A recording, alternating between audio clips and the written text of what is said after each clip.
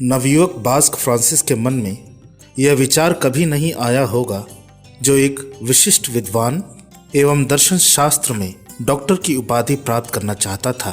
दिव्य संरक्षण से वह पौलुस के समकक्ष कलीसिया का एक महानतम मिशनरी संत बनेगा, या वह अपने पैतृक शहर स्पेन में अपनी कलीसियाई जीवन वृत्ति करेगा, जहां उसके पिता राज परिवार के अध्यक्ष थे, लेकिन पेरिस के एक प्रसिद्ध महाविद्यालय में अध्ययन करते समय लोयोला के संत इग्नाशियस के प्रभाव में पड़ गया, जो 2 वर्ष तक निरंतर उसके मन को उकसाता था। मनुष्य को इससे क्या लाभ यदि वह संसार तो प्राप्त कर ले, लेकिन अपनी आत्मा ही गंवा दे। 7 वास्तविक यीशु समाजियों में से दूसरे फ्रांसिस जेवियर 31 वर्ष की आयु में अभिषिक्त हुए और 40 दिन के कठिन उपवास और प्रार्थना द्वारा आध्यात्मिक तैयारी के साथ उन्होंने अपना प्रथम क्रिस्त्याग चढ़ाया। कुछ वर्ष उपरांत उनकी बीमारी ने उन्हें बोलोना, इटली में प्रचार के कार्य में अवरोध उत्पन्न किया और वे रोम में सचिव के रूप में संत इग्नाशियस की सेवा करने लगे।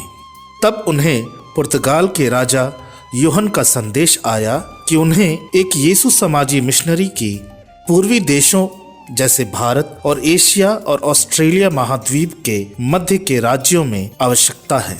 मात्र 1 दिन की सूचना प्राप्त कर फ्रांसिस पुर्तगाली राजदूत के साथ 3 महीने की यात्रा कर लिस्बन पहुंचे।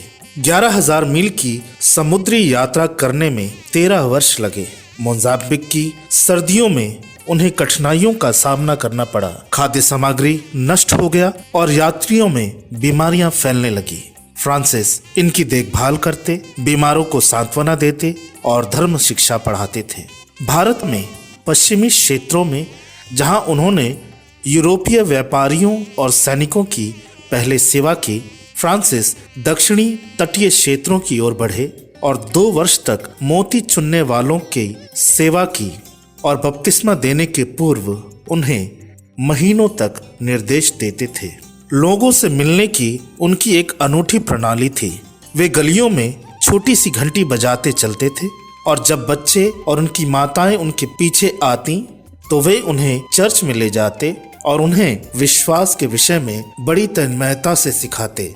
मैं उन्हें उनके द्वार से प्रवेश करने देता हूँ, लेकिन मैं देखता हूँ कि वे मेरे द्वार से बाहर जाएं। बाद में वे उन जगहों पर पुनः भेंट करने जाते थे, लेकिन इसी बीच वहां के मूल निवासी पुरोहितों को प्रशिक्षित किया गया और मिशन कार्य को उन्हें सौंप दिया गया। सन 1544 ईस्वी में सिलोन, आज श्रीलंका, फ्रांसिस को देखा। वहां से वे मलक्का, स्पाइस आइलैंड और कोचीन से चीन आए, लेकिन कुछ लोगों का विश्वास है कि वे फिलीपींस भी पहुंचे। तब जापान के एक शरणार्थी से मिले और वहां से वे मिशनरी यात्रा पर जापान चल दिए, जहां उन्होंने उनकी भाषा सीखी और बुद्ध सन्यासियों के विरोध के बावजूद हजारों लोगों को विश्वास में ले आए। उनकी धर्म प्रचारिता के साथ महान चमत्कार भी होने लगे। अगले 40 वर्षों में ईसाइयों की संख्या 4 लाख हो गई। चीनी सभ्यता जो उन्होंने जापान में देखा था, फ्रांसिस को प्रेरित किया कि वे वर्जित स्वर्गीय साम्राज्य के प्रचार प्रसार हेतु योजना तैयार करें। लेकिन चीनी समुद्री डाकुओं को, जिन्हें मोटी रकम दी गई थी कि वे उन्हें तस्करी कर कैंटन पहुंचा दें, वे कभी नहीं आए और 3 महीने की व्यर्थ प्रतीक्षा ने फ्रांसिस को बीमार कर दिया।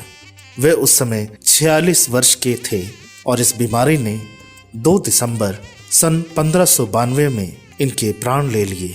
उनके शरीर को सन 1553 ईस्वी में गोवा पहुंचा दिया गया और आज तक उनका शरीर अभ्रष्ट अर्थात जस का तस है। संत पापा ग्रेगरी 15वें द्वारा सन 1622 ईस्वी में उन्हें संत घोषित किया गया।